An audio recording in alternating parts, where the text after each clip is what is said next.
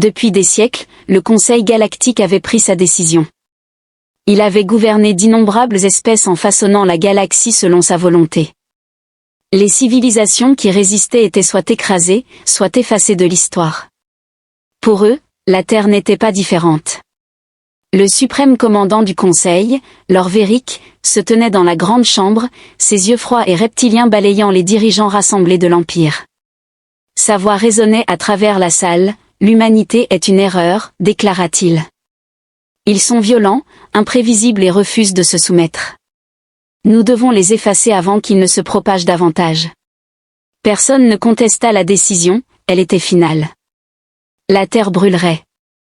Une flotte fut assemblée, la plus grande force d'extermination jamais créée, des milliers de vaisseaux de guerre armés d'armes destructrices de planètes mirent le cap sur la petite planète bleue en bordure de la galaxie. L'opération était censée ne prendre pas plus d'une rotation du Soleil de la Terre. En l'absence d'une flotte interstellaire et de défense planétaire suffisamment solide pour résister, les humains seraient anéantis, du moins c'est ce que croyait le Conseil lorsque la flotte pénétra dans le système solaire. L'amiral Kell, commandant de la flotte d'extermination, observait l'écran de visualisation alors que la Terre apparaissait à l'horizon. Il avait dirigé des dizaines de telles missions auparavant, et à chaque fois c'était la même chose, une espèce inférieure tentant de résister à l'inévitable, pour finalement être écrasée sous la puissance de l'Empire. Commencez l'opération, ordonna Kell à ses officiers. La flotte se positionna rapidement autour de la Terre, prête à ouvrir le feu. Kell esquissa un sourire en imaginant la terreur que les humains devaient ressentir en voyant impuissant la mort entourer leur monde, mais soudain quelque chose se produisit. Veuillez reformuler votre phrase pour que je puisse vous aider. Les capteurs du vaisseau ont clignoté, les écrans ont affiché des messages d'erreur, et les rapports des vaisseaux scouts ont indiqué qu'un élément perturbateur interférait avec leur système. Qu'est-ce qui se passe? Avant que quiconque ne puisse répondre, Kell a exigé que le premier vaisseau s'éteigne, sans explosion, sans signature énergétique, juste le silence, puis un autre, et un autre, un par un, les vaisseaux de guerre ont disparu des capteurs de la flotte. La panique s'est propagée parmi les officiers du pont de commandement qui criaient en essayant de rétablir le contact. Aucun appel de détresse, aucune alerte, le vaisseau disparaissait simplement, c'était impossible. Quel homme grogna pour découvrir ce qui se passe. Une seule transmission s'est brièvement affichée sur l'écran principal. L'image était granuleuse et déformée, mais la voix était indubitablement humaine. Il aurait fallu demander pourquoi nous survivons, et non comment nous tuer. L'écran est passé au noir. Pour la première fois de sa vie, le sang de Kell se glaça. Il ressentit de la peur alors que le Conseil galactique observait avec horreur depuis la grande chambre du Conseil. Le commandant suprême et l'espèce dirigeante de l'Empire observaient la bataille en temps réel, mais il n'y avait pas de bataille, seulement le silence. Des milliers de vaisseaux de guerre avaient pénétré dans l'espace terrestre, mais aucun n'avait donné de nouvelles.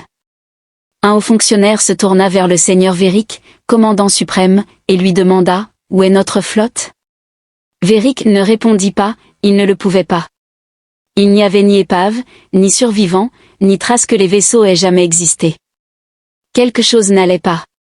Pour la première fois de son histoire, l'Empire avait rencontré une espèce qu'il ne comprenait pas, et cela les terrifiait. C'était juste le début. L'humanité avait survécu, et maintenant la galaxie allait comprendre pourquoi la grande flotte d'extermination, fierté de l'Empire galactique, avait disparu. Aucun signal de détresse, aucune épave, juste le vide. Le Conseil galactique restait silencieux, frappé de stupeur, dans leur vaste chambre remplie de tension, alors que des milliers de vaisseaux disparaissaient sans laisser de traces. C'était une situation à laquelle aucun empire n'avait jamais été confronté auparavant. Les griffes du seigneur V tapotaient contre la table en pierre, ses yeux reptiliens se rétrécissant. Sa voix, habituellement calme et autoritaire, était maintenant empreinte de frustration. Il doit y avoir une explication, grogna-t-il. Aucune espèce, surtout une aussi primitive que les humains, ne pouvait détruire une flotte entière sans combattre. Les leaders réunis murmuraient en signe d'assentiment, convaincus qu'il devait y avoir une erreur. Cependant, au plus profond d'eux-mêmes, un nouveau sentiment inconnu s'insinuait dans leur esprit, la peur. Les rapports des espions étaient attendus avec impatience pour obtenir des réponses. Le conseil convoqua Sor, l'un des espions les plus talentueux de l'Empire, qui avait vécu parmi les humains pendant des années pour les étudier. Si quelqu'un pouvait expliquer ce mystère, c'était lui. Il se tenait devant le conseil, son corps semblable à celui d'un insecte frémissant alors qu'il se remémorait ce qu'il avait appris. « Vous ne comprenez pas les humains, » dit Sor. « Vous supposez que leur survie relève de la chance. Ce n'est pas le cas. C'est quelque chose de bien pire. » Le commandant suprême plissa les yeux et demanda d'une voix claire, pendant que l'insecte Zélor prenait une profonde inspiration. Les humains ne sont pas la espèce la plus forte, ni la plus rapide, leur technologie est loin derrière la nôtre, pourtant ils parviennent toujours à survivre. Un murmure parcourut la chambre lorsque Véric demanda à ses interlocuteurs de ne pas craindre la mort. Thor a affirmé que contrairement à d'autres espèces qui se rendent ou implorent la clémence face à l'anéantissement, les humains se battent, même lorsqu'ils devraient perdre, même lorsqu'ils n'ont aucune chance.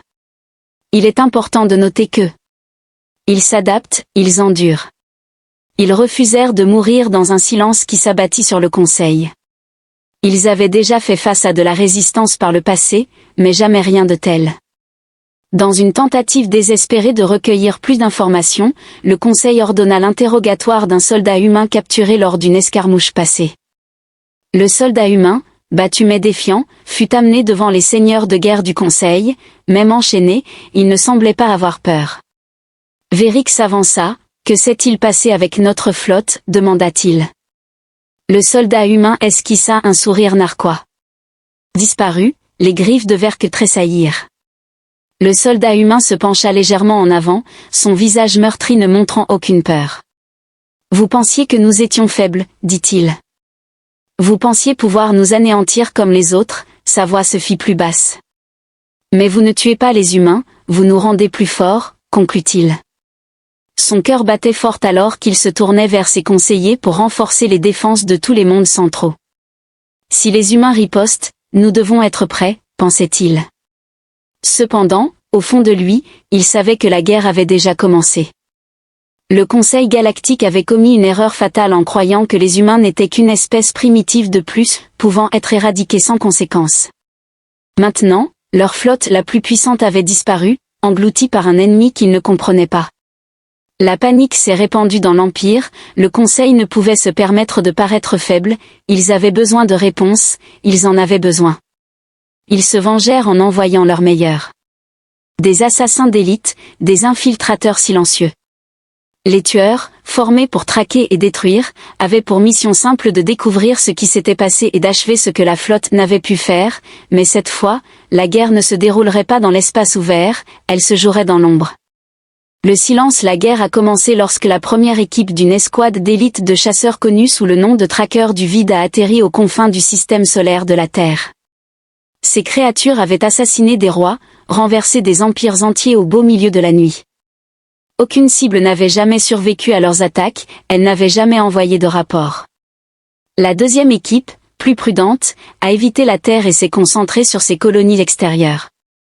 Leur objectif était de capturer des prisonniers humains pour les interroger. Cependant, cette équipe n'est jamais revenue non plus, ce qui a poussé le Conseil à un état de désespoir. Comment une race inférieure a-t-elle pu surpasser les meilleurs chasseurs de la galaxie, puis qu'un seul vaisseau endommagé, à peine fonctionnel, est revenu en boitant dans l'espace du Conseil? À l'intérieur se trouvait un seul survivant, un assassin, l'homme en train de trembler, son exosquelette fissuré, les yeux écarquillés par quelque chose que personne n'avait jamais vu chez les siens auparavant, la terreur. Le message, gravé dans le sang, fit s'effondrer l'assassin devant le Conseil, sa respiration haletante, ses griffes tremblantes. Il avait vu quelque chose. Véric s'avança, sa voix tranchante, « Parle », réussit à murmurer à peine l'assassin. Nous n'étions pas les chasseurs. Un silence pesant s'abattit sur la chambre du Conseil. L'assassin leva une main tremblante, révélant une petite puce de données. Les techniciens la décryptèrent rapidement et projetèrent la dernière transmission enregistrée de son escouade. L'écran s'anima, montrant les sombres couloirs d'un vaisseau de guerre. Les ombres se déplaçaient de manière anormale, puis vint un cri, un son brut inhumain de quelque chose réellement effrayé, suivi d'une seule phrase. Sur les murs du navire, des mots écrits en sang, puis l'écran bascula vers un silence noir. Les seigneurs de guerre de l'Empire galactique, dirigeants de la civilisation la plus redoutée de la galaxie, étaient figés pour la première fois. Ils se sentaient pourchassés et se rendaient compte que les humains n'étaient pas simplement en train de se défendre, mais qu'ils apprenaient et n'en étaient qu'au début. L'Empire galactique s'effondrait, non pas à cause d'une invasion extérieure, mais de l'intérieur. La peur avait infecté son noyau, la flotte d'extermination avait disparu, leurs meilleurs assassins s'étaient volatilisés et désormais, chaque espèce sous la domination de l'Empire se posait la même question, que s'était-il passé aux humains? Le Conseil n'avait pas de réponse, mais le peuple se souciait peu des réponses, il voulait la protection, il voulait que le seigneur de guerre Verac se tienne au centre de la grande chambre, ses mains écailleuses se serrant en poing. Son empire avait dominé les étoiles depuis des millénaires, écrasant des civilisations entières, et maintenant ils avaient peur d'une espèce qui n'aurait même pas dû posséder de vaisseaux spatiaux. Véric frappa son poing sur la table de pierre, nous devons agir maintenant. Déployer la flotte du Dominion, brûler chaque colonie humaine jusqu'au sol. Ces seigneurs de guerre hésitèrent. Normalement, ils auraient obéi sans poser de questions, mais à présent, ils étaient terrifiés par ce qu'ils pourraient découvrir. Un traître prit la parole avant que Véric ne puisse donner un autre ordre.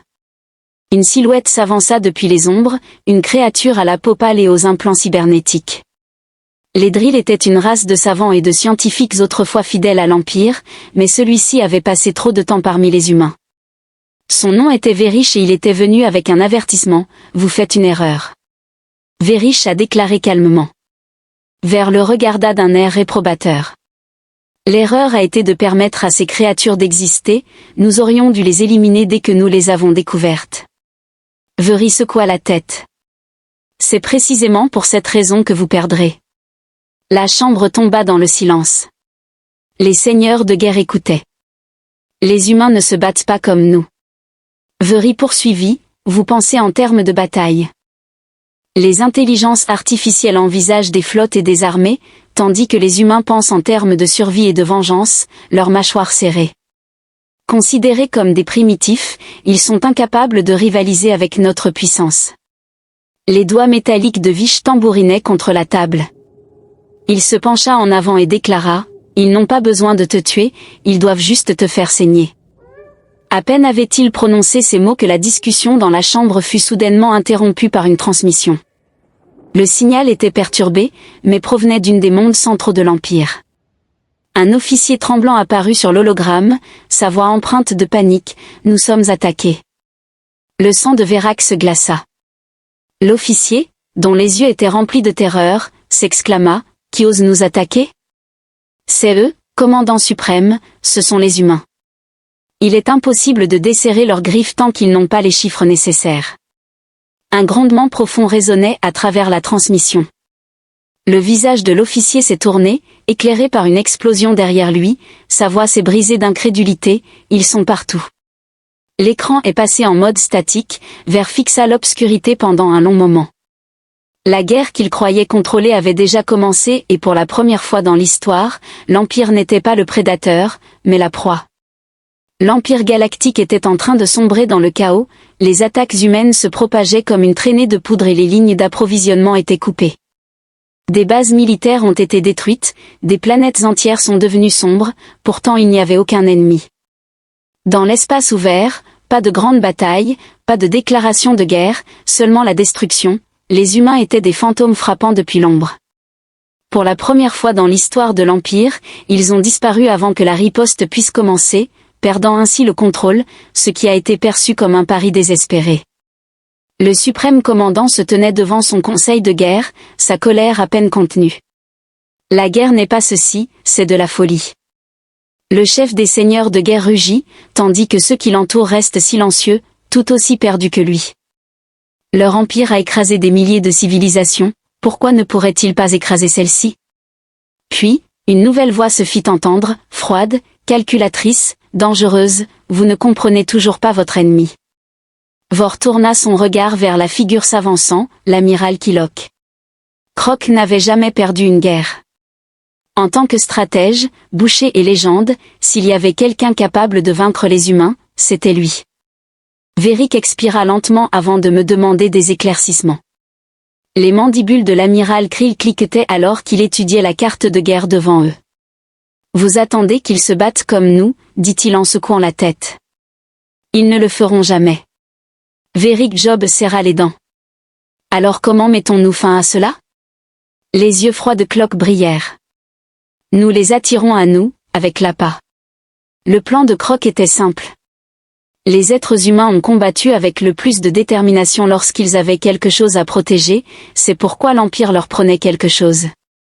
Mars a été choisi comme cible pour l'une des colonies les plus robustes de l'humanité, symbolisant ainsi son expansion vers les étoiles. La flotte du Dominion, la plus puissante armada de l'histoire de l'Empire, a été mobilisée avec plus de 1000 vaisseaux de guerre. Leur message à l'humanité était clair, se rendre ou nous brûlerons votre monde. Au début, ce plan sembla fonctionner, les forces humaines se turent, pas de contre-attaque, pas d'embuscade, c'était comme s'ils avaient disparu. La flotte du Dominion arriva sur Mars sans rencontrer de résistance. Pour la première fois, l'Empire croyait d'avoir gagné, jusqu'à ce que le premier vaisseau explose, puis le deuxième, puis le troisième. Le piège avait été tendu et l'Empire y était tombé droit dedans. Lorsque la guerre éclata, les vaisseaux humains surgirent de nulle part, leurs coques noires comme le vide à peine visible. Face à l'obscurité de l'espace, ils ne combattaient pas loyalement, ne faisaient pas de discours, ne perdaient pas de temps. Ils anéantirent la flotte de Clock, la plus puissante que l'Empire ait jamais rassemblée. Alors que son propre vaisseau amiral était touché de plein fouet et que le feu envahissait son pont de commandement, Clock réalisa la vérité, les humains n'avaient jamais fui, ils avaient attendu. Attendu que l'Empire commette son erreur fatale. Maintenant, les exterminateurs étaient devenus les exterminés. L'Empire galactique n'avait jamais connu la défaite jusqu'à présent.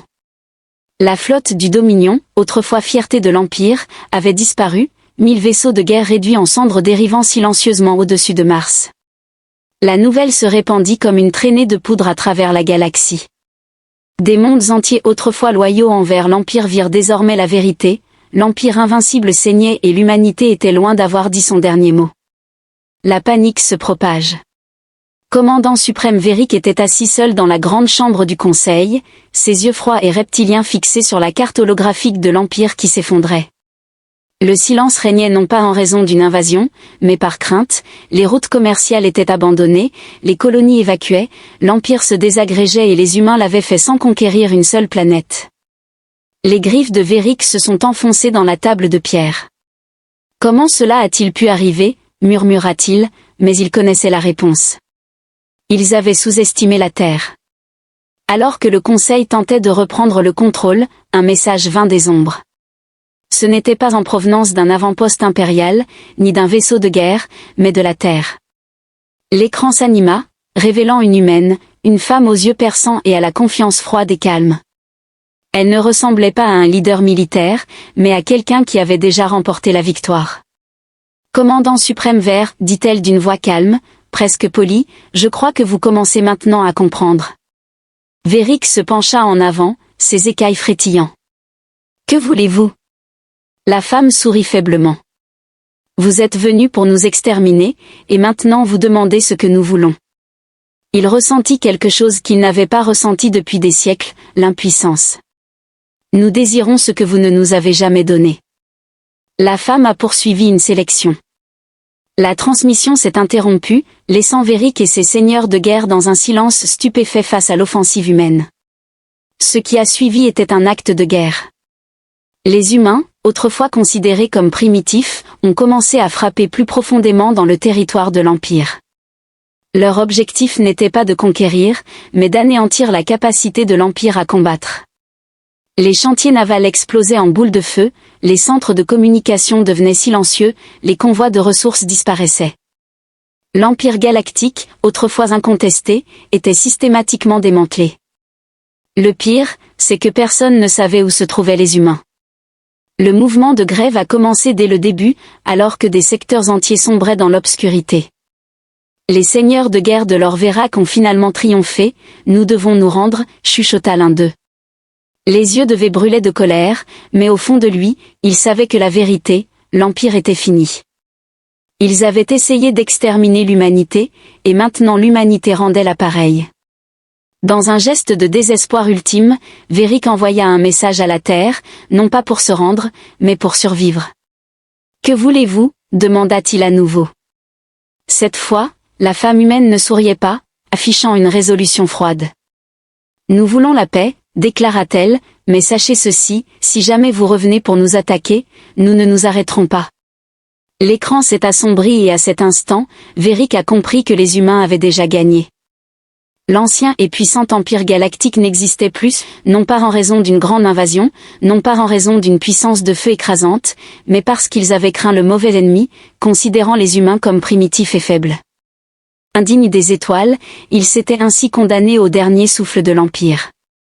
Le seigneur Véric se tenait sur le balcon du palais impérial, contemplant la ville de Valkyrie Prime, la capitale de l'Empire. Tout était calme, trop calme, aucun vaisseau de guerre ne patrouillait dans le ciel, aucune grande armée ne défilait dans les rues. L'Empire était mort et la galaxie le savait. À travers les étoiles, d'anciennes races vassales déclaraient leur indépendance, des seigneurs de guerre autrefois loyaux se précipitaient dans le vide pour échapper au jugement inévitable, et les humains, eux, avaient déjà disparu dans l'ombre. Une galaxie à jamais transformée. Le Conseil galactique envoya ENO sur Terre, non pas en tant que conquérant, mais en tant que survivant cherchant clémence. Les humains ne demandaient ni tribut, ni vengeance, ils laissèrent simplement un message. Un avertissement gravé dans les ruines de la forteresse la plus puissante de l'Empire, diffusant le message à travers les étoiles, aucune espèce ne regarderait plus jamais l'humanité de la même manière, personne n'oserait envisager un avenir. Certains affirment que les humains, non écrits, sont retournés sur leur monde d'origine, observant depuis l'ombre et se préparant au jour où un autre empire commettrait la même erreur. D'autres murmurent qu'ils n'étaient jamais partis et qu'ils marchaient maintenant. Parmi les étoiles, invisibles mais toujours présentes, une chose était certaine, l'humanité avait prouvé une vérité simple et terrifiante, on ne peut pas tuer ceux qui refusent de mourir, et la galaxie n'oublierait jamais.